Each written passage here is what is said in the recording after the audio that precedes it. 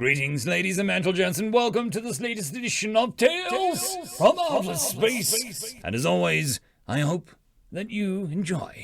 Story number 1. Don't feel sorry for me. I lived a good life. Written by teller of tall tales. I sat in a broken hull of a building, claws delicately holding a datapad he'd given me. I dared not rub the unfamiliar moisture from my eyes. I blinked it away and gazed over the peaceful sunset upon my home world. The first in a very long time. But to tell that story, I must start from the beginning. He was a Terran Marine, one of the many that landed as aid against the Galactic Council. Truth be told, the Terrans were the only ones to offer help.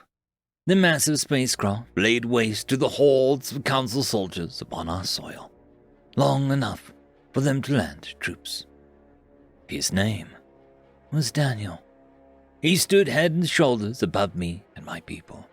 His slim-fitting combat armor scratched and burned from battle. I was scared at first as the huge bipedal creature, its pale, hairless skin except at the top of its head and around its mouth. I was cowering in the ruins of my home, scared, trapped with the smell of rot, but intact. And oh boy, was I scared when the massive bipedal approached and slowly dug the rubble, trapping me, screaming behind him in the Terran language. The humans bandaged me, fed me. When they were done, Daniel came to my bunk and quietly sat in a chair. He swallowed, stroked his facial hair, then set a device on the table next to him.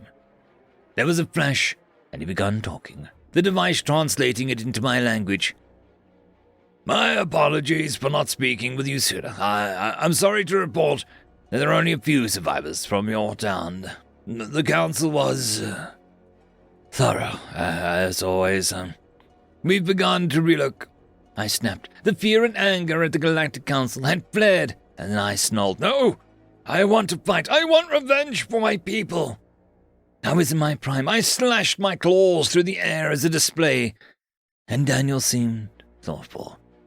Let me talk it over with High Command. That single sentence changed everything. Daniel fought his higher-ups to let me be put in his squad. I was on the ramp for the relocation ship when Daniel grabbed my shoulder. I turned, raising my claws to fight when he said, We got a war to fight, soldier. Where are you going? Daniel taught me everything he could, from how to use my claws more effectively, to human martial arts, to rigorous regimes to hone and toughen my body. Then the day came that the council came for our fortified town. The fight started with a 2-hour orbital bombardment that shook the town down to the bunkers that we hunkered down in. When it was over, I saw Daniel in action. He shouted orders left and right, calling people by their names as he ran to the bunker elevator, cramming himself in with all of us.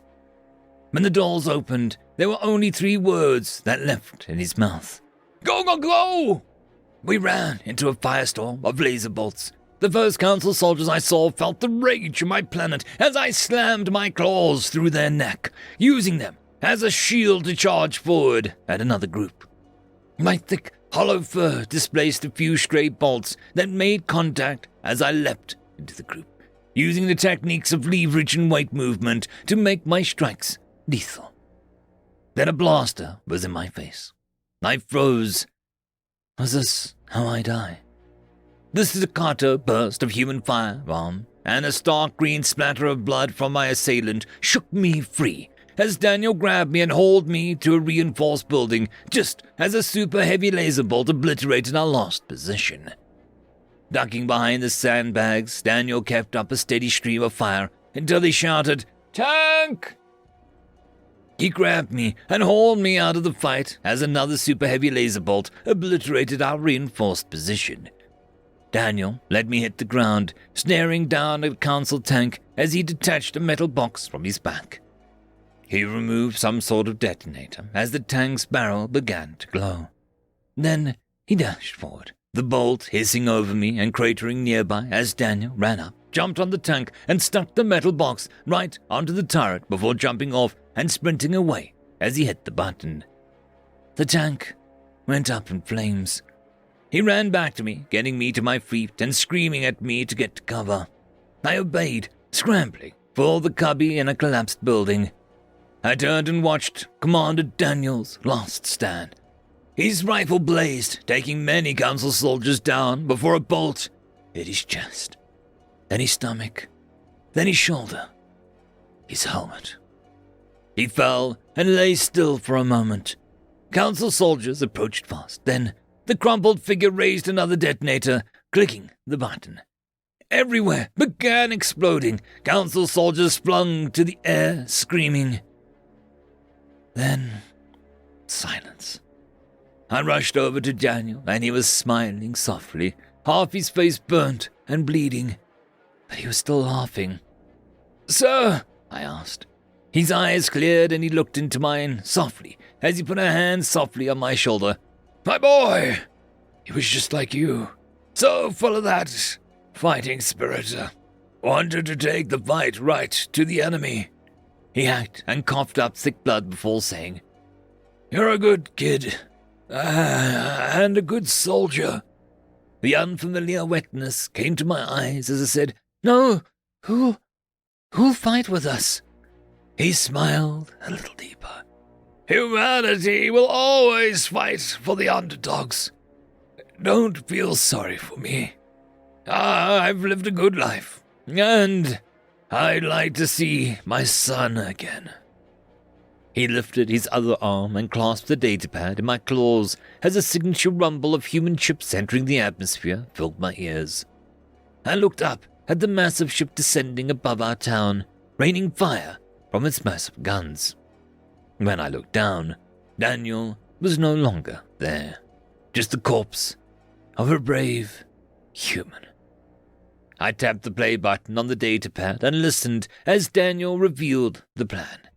His platoon was the only one in the area. They volunteered to be a strike force to fake a large-scale troop landing while reinforcements could prepare and arrive. Him and his men acknowledged the possibility of death and stated, "Well, nobody lives forever, do they?" I gazed out of the ocean as I cried freely. Tomorrow, I begin my journey to the Sol system as an honorary citizen of Earth. More importantly, as an ambassador to other races in the newfound absence of the Council. End of story. Story number 2. A species exists as long as their administration does. Written by Incredibilis Ho. Humans are currently one of the greatest galactic nations. One can best describe the hairless mammals of Earth as weak, slow, and not exceptionally intelligent. Yet these little creatures' civilization is millions of years old. How come it's that these pathetic creatures are not dead yet? In almost all civilizations, when they accomplish a great thing, a few generations later that deed has been made mystified or forgotten. The strategies that person accomplish mystified to a degree where it is no longer applicable, or forgotten to the point that no one even knew that that person existed in the first place. In almost all civilizations, entire worlds are forgotten. Scientists are promised 15,000 galactic credits and only get 5,000. The works of those people, of those worlds, are neglected and forgotten. It should come to no surprise that most species start out as a unified entity, but slowly devolve into states led by warlords, which do not advance technologically at all, or do so at an incredibly slow pace. Humanity might still be fractured, but this is not due to neglect. It is due to, internal differences. So coming back to the question, why are humans so powerful? It has a surprisingly accurate answer. They do not forget their history so easily. They remember it. They cherish it and revel in it. It is why there is so much conflict amongst humans. But it is also why even the dumbest of humans can outsmart a well-trained strategist. They can simply look into the past for guidance. If a foe has a strong navy, they'll never engage it directly. They'll know how to chip away at the enemy instead of facing them head-on. If a foe has a strong army, they'll simply shoot the transports out of the sky. And if the foe has a strong economy, they'll raid it into submission. One human mind might be weak, short-lived, and dumb, but they never just have their own minds to aid them. They had that of billions gone before them, and so it is that humanity is currently the longest surviving race with the most powerful military, and they have not forgotten how they achieved this. End of story. The algorithm reckons you should be watching this video next, and I recommend that you should be always watching my video. So, click with energy! And yes, clicking that does help the channel. Thank you very much. I just want to give a quick thanks to the Tier 5 patrons and channel members. Alithia, Barky, Fudic Yol, Cam Maxwell, Caspar Onholtz, White Van 420, Lord Asrakal, Arcadian, and Oakfield.